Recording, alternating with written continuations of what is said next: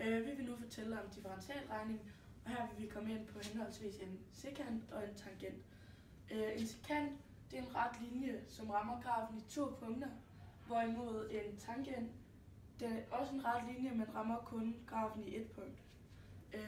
Og vi skal bestemme tangenthældningen i punktet P af x0 og P af f af x0. Og her tegner vi hjælpelinjerne for s-sekanten, som går gennem punkterne P og S, som vi har her, med koordinaterne x og x af x, eller x0.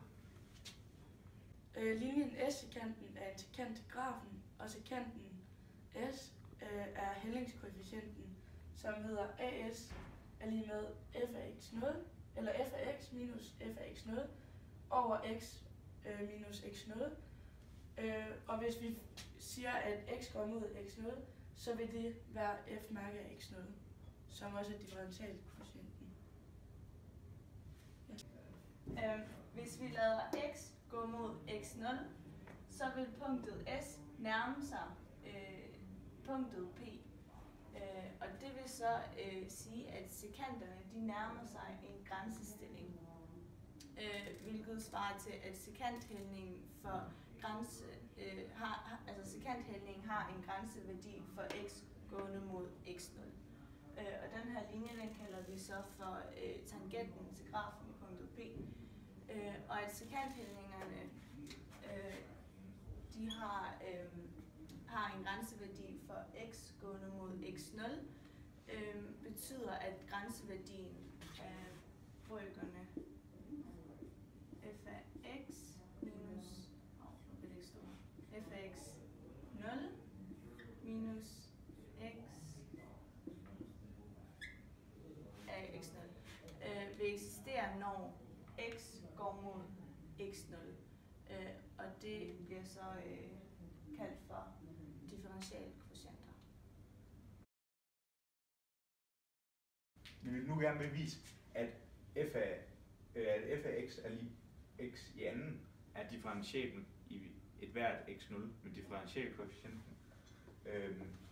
F mærke af x er lig 2x0. Og x det skal være alle reelle tal. Så vi starter med at opskrive vores differenskoefficient, som er f af x minus f af x0 over x minus x0. Og da det er for x i anden, vi gerne vil bevise, så putter vi det ind på f af x's pladser.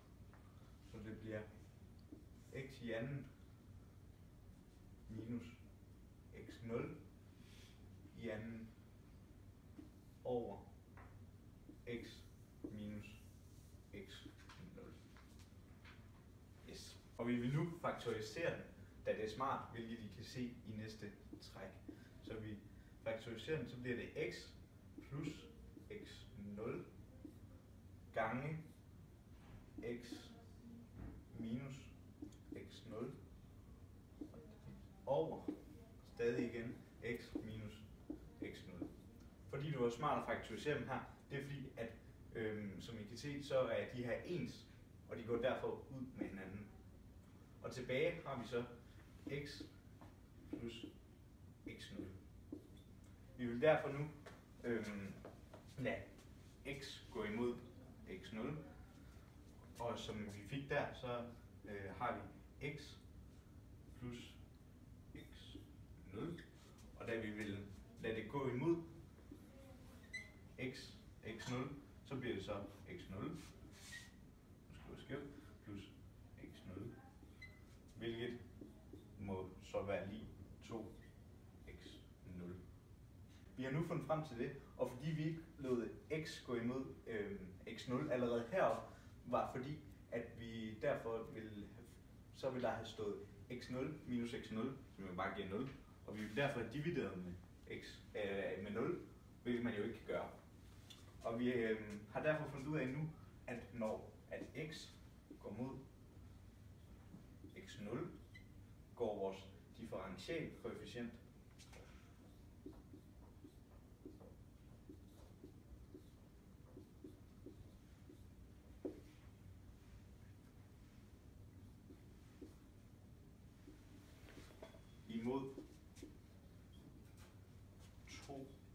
x0, som jo så er vores hældning.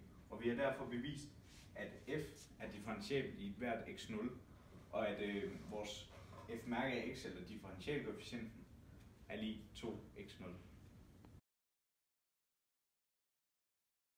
Ja, jeg vil godt bevise produktreglen. Og først så ser vi, at vi antager, at f og g hver for sig, de er differentiable. Og så vil vi godt bevise, at når man ganger dem sammen, så er den differentiabel, og samtidig så er differentialkoefficienten det her.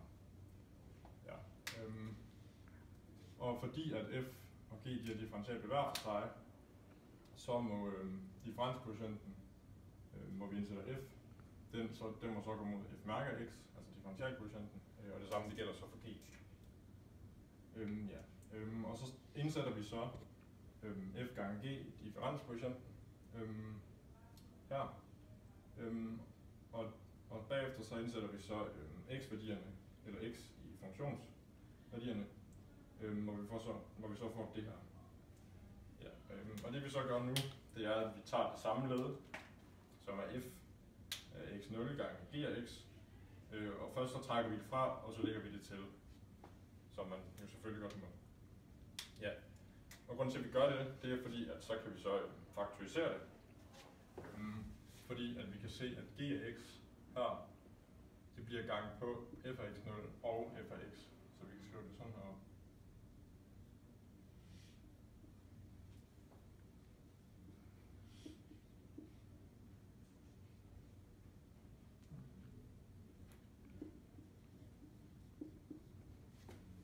Ja. Og så har vi det herovre, hvor vi også kan se, at det så er f af x0, der bliver ganget på g af x, og g af x0.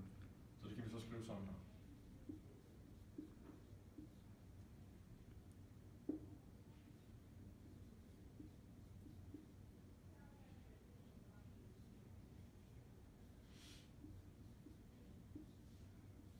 Godt.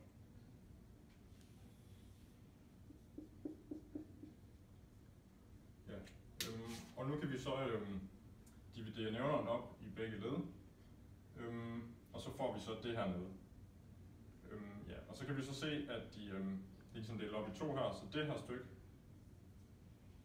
som vi har heroppe, der kan vi se, at fordi at f er differentiabel og g er kontinuer i x0, så går det mod f-mærke af x0 gange g af x0, fordi vi lader, eller for x gå mod x0. Ja. Og for det her stykke, der ser vi så, at f den er konstant, fordi det er f af x0, så når x bliver til x0, så sker der jo ingenting. Gange det her. Og det bliver så f af x0 gange g-mærke af x0. Ja. Og samlet set, når vi kigger på dem sammen, så kan vi så se, at f gange g af x minus f gange g af x0 over x gange x minus x0, det går så mod f-mærke af x0 gange g af x0 plus f af x0 gange g-mærke af x0, som er præcis det, vi har her. Ja, og det er så også for x god med x0.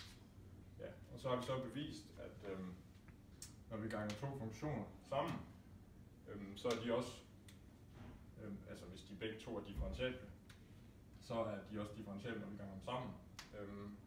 Og differentialkoefficienten, det er så